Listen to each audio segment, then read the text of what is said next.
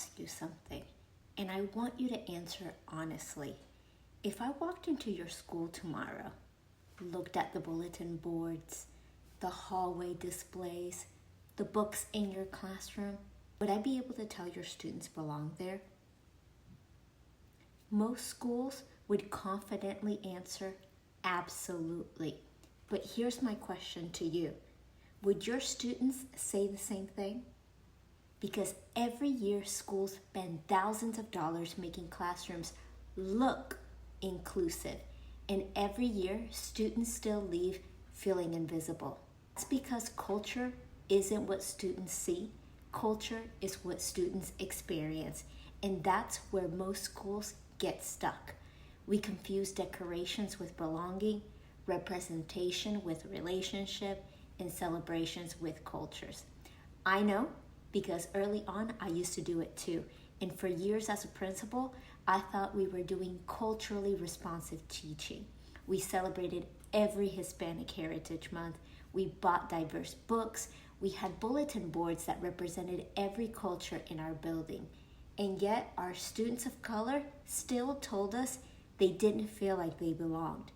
That's when I realized something that completely changed how I thought about culture. Most schools focus on the top 10%. Learning happens on the other 90%. And today, I want to show you what that means. I'm Jennifer, and I spent 22 years in education as a classroom teacher, assistant principal, and district multilingual director. And today, I'm serving as a chief operating officer of a construction company. And what surprised me the most when I left education was realizing these same cultural misunderstandings didn't disappear. They simply showed up with adults. Different industry, same iceberg. The more I studied culture, the more I realized something. When students experience in schools becomes what adults experience at work. This is why this conversation matters so much. So let's talk about what culturally responsive teaching actually is. When I ask educators what culturally responsive teaching means, the answer are always the same. Oh, we celebrate Hispanic Heritage Month. Oh, we have a diverse classroom library. Or our bulletins represent all the ethnicities of our students. And listen, those things matter. I'm not telling you to take down your bulletin boards, but notice something. Every one of those examples is something you can see. They're visible, they're surface level. And culture, real culture, doesn't live at the surface. Think about an iceberg. Only about 10% sits above the waterline. That's the food, the holidays, the music, the clothing.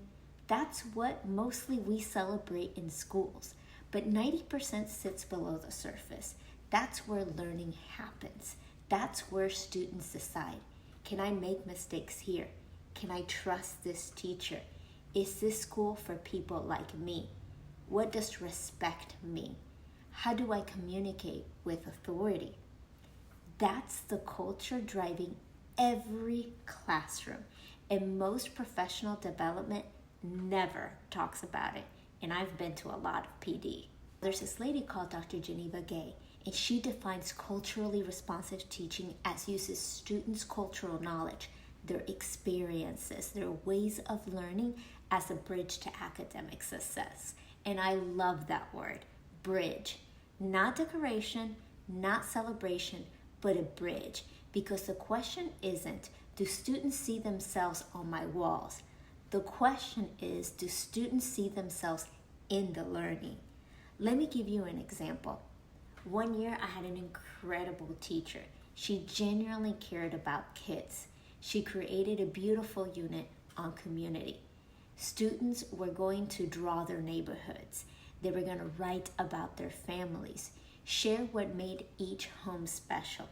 And one little boy who had recently immigrated, whose family was undocumented, whose neighborhood didn't feel safe, just sat there. He never started. And the teacher assumed that he was refusing to participate. He wasn't refusing. He was terrified. That's the difference between seeing behavior and understanding behavior and culture. Culturally responsive teaching would have asked different questions before the lesson ever began. A few years later, I realized we were making another mistake. As a principal, I kept hearing teachers say, "These parents just don't care. They never come to conferences. They never volunteer. They are never here." And at the time, I was principal at a Title I school. Then I took a good look about who was saying it. And when I realized most of my teachers had grown up mid-class with stay-at-home moms, that was a picture that they had of parental involvement. But many of our families were working 2 jobs. Some worked nights, some cleaned hotels, some worked construction. Some couldn't leave work without losing pay. Their engagement didn't happen at 10:30 in the morning doing muffins with moms. It happened at 8 o'clock at night when they asked their child to read one more page. It happened when they packed lunch before leaving for work at 5 a.m. in the morning. It also happened when they told their children, education is your way out of here. The parents cared deeply. They just showed it in a different way that my teachers were used to. And that's when I realized students don't experience bulletin boards. They experience expectations. And sometimes our expectations are built around our own cultural experiences instead of theirs. So what does culturally responsive teaching actually look like? It looks like learning every student's name and learning how to pronounce it correctly, not turning Mario into Mark. It looks like examining your classroom norms because many classroom norms were built around one cultural expectation. Be quiet, raise your hand, individual work, eye contact when speaking, and none of those norms are wrong. The problem is when we mistake different for deficient. Some students come from cultures where learning is collaborative, conversation overlaps, families solve problems together. Eye contact with an adult can actually be considered disrespectful. So when students don't follow your norms, ask yourself, am I looking at a behavior problem or am I looking at a cultural difference? Because that answer will change everything. Let me be crystal clear. Culturally responsive teaching is not lowering expectation. It's building the bridge. Every student can reach high standards. The question is your instruction designed to help them get there? I'm not saying this work is easy. Examine our own assumptions. What does respect look like? What does engagement look like? What does a supportive family in this setting look like? Most of us were never asked those questions ourselves. So don't start by trying to change everything. Just start with questions. And before school begins, sit down with a culturally responsive teaching checklist. I created one because the beginning of the year is when classroom culture gets built. And it's only about 10 minutes long, and I think it'll help you think about relationships, representation, instruction, expectations, family partnerships, and belonging, way before students ever walk through your door. And remember this, that culture isn't what students see. Culture is what students experience. A culturally responsive classroom is not created what students see on the wall.